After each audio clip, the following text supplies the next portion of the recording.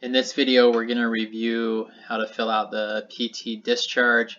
If you watch the PT evaluation video, it's going to be very similar.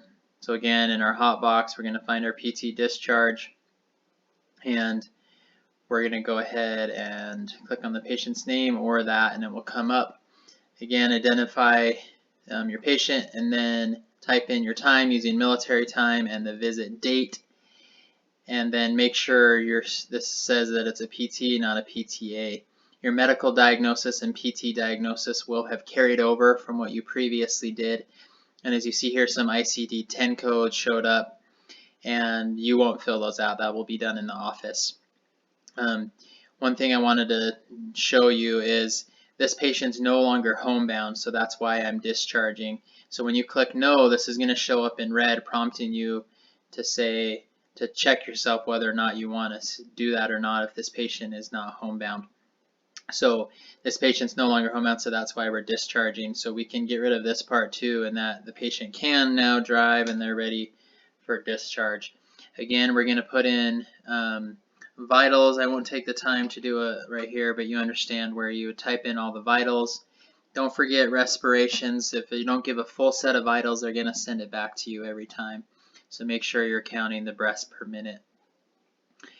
And then you'll get into your physical assessment. So again, our pain, so we have a secondary site at their back and their knee. At eval was at 7 and 2. Now at discharge, their knee pain is minimal. They only have 1. Their back pain is no longer bothering them. And so make sure you update that. Your range of motion will have carried over. Sorry that it didn't on this form. It's just the timing of when I created it. But all of this will have be filled out still. But go ahead and increase or change their to their current range of motion. So this patient now has 105 degrees of flexion. They now get full extension, and they're ready to move on. Again, you can update any functional impact that the range of motion has. You're likely going to be saying that it's improved all of these things. We're just going to leave them for time's sake. And now you'll have an opportunity to type in what each of their functional mobility is now. So if they were min assist for supine to sit at eval, they're now independent. So it's kind of nice that you can see what functional level you typed in, that carries over. So you can show improvement or lack thereof. So for example, they were only walking 150 feet. They're now up to 450 feet. So this is the assistance level. So now they're independent and they're going 450 feet instead of only 150. And you could also include there whether or not what assistive device, if they're using a cane now instead of a walker. And the same thing with your transfers and balance.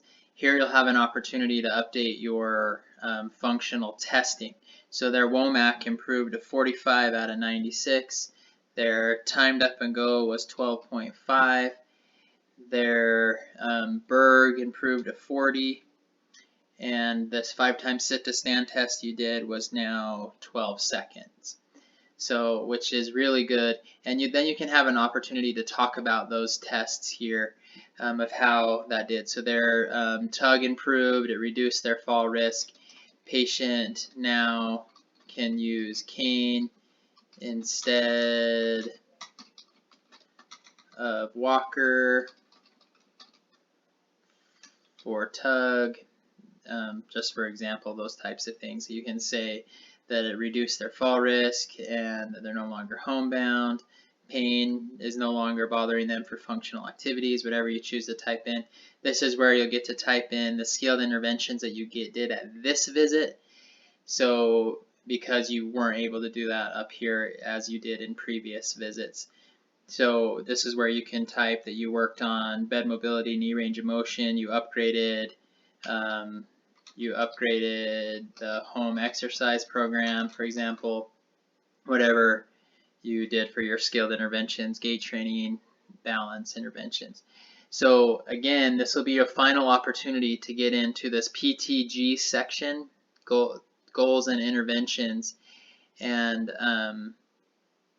sorry, so this gave me a prompting that I didn't, for the gate must be a number. So up here under gate, I'm not sure what it wanted. So let's hit save one more time and see what it was talking about. Distance, amount, level, oh, and gate must be a number. So that's up here where I typed in single point cane. Apparently it doesn't like that. So there's a bunch of weird things like that. So I guess you can't type in assistive devices there, but you could have that opportunity somewhere else in one of your free text boxes or under your PTG. So now let's hit save again, make sure we're good. Okay, so it liked that now that I took off the words, and now we're going to update our goals. So this is a discharge, so you're going to want to make sure that you're speaking to every goal that you've written and how much progress.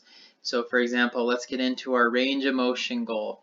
So I may have left this out on the treatment note part, but you're going to want to document the progress towards goals. So this patient, we set the goal at 100, 0 to 100, and that's where they are. So they're I don't know why it doesn't let you do 100%, so that's weird, but they've reached 90% of that goal, and we're going to write in that patient reached active range of motion goal for right knee. And we also provided some treatment there today, performed, so you can type in that we performed on the patient and they return demonstration, and that we provided home exercise program for ongoing improvement of right knee range of motion, and you'll submit.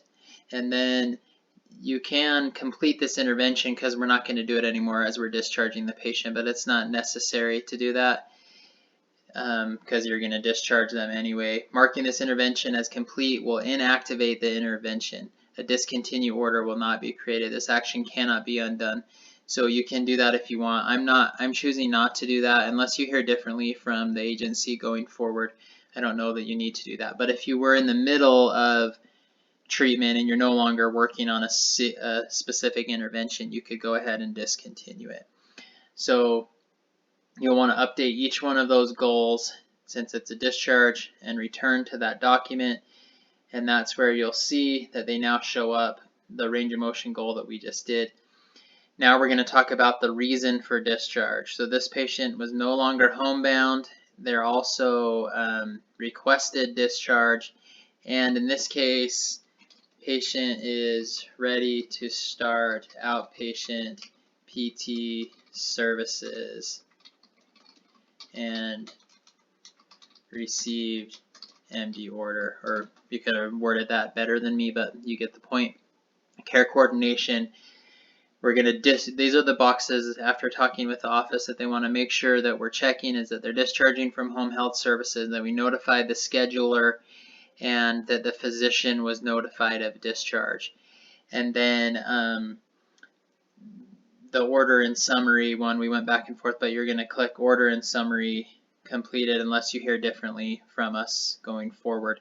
And then I always put in that I notified the home health team, so that's the skilled nurse, clinical manager, whatever that we do through our Tiger text saying that we've discharged the patient. Discharge disposition, so did we give them a home exercise program? In this case, the patient's also going to go to outpatient, and nursing's not discharging till the beginning of next week, so I'm just going to discharge physical therapy only. And then again, I'm going to put in my electronic signature and then submit the form. In this case, I don't have an electronic signature because I'm logged in as someone else, so I'm just going to save. Page has been saved, and then I can go ahead and return to my hotbox and move on to my other documentation.